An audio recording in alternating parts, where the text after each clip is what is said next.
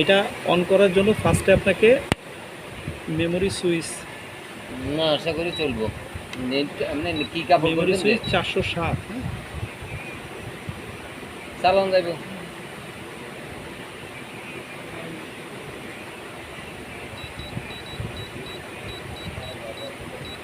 407 নাম্বারে অফ খালি করে ওখান দিবেন। থেকে চালান করে ইয়েরে দিয়ে দিবে দাঁড়ি 407 গাড়িতে।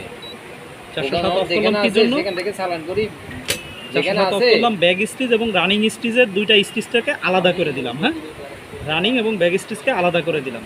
আচ্ছা, এখন আমার রানিং স্টিচ, এটা আছে রানিং সুইং, রানিং স্টিচ আমার যা খুশি তাই দিলাম।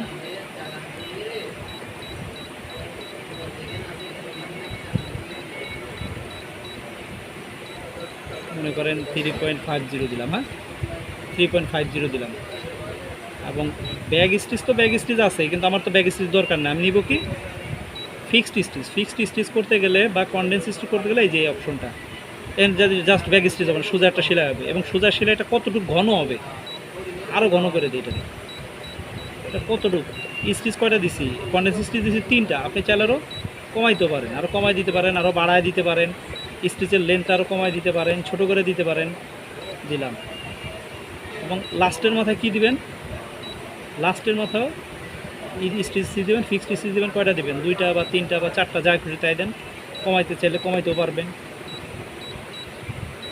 এবং স্টিচের লেন্থটা ওই জায়গায়, যেহেতু আমরা কনডেন্স স্টিচ দিব, এই জন্য এটা ছোটো করে দিচ্ছি। যে স্টিচটা আমরা ছোটো করে দিই, যতটুকু ছোটো করতে পারি আমার যা লাগে, প্রয়োজনে যা লাগে। হ্যাঁ, বাস শেষ।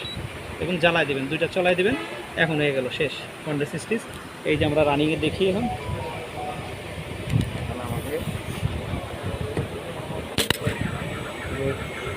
সুইং হলো, আবার লাস্টে ব্যাক সুইচ হয়ে গেছে, কনডেন্স স্টিচ হয়ে গেল।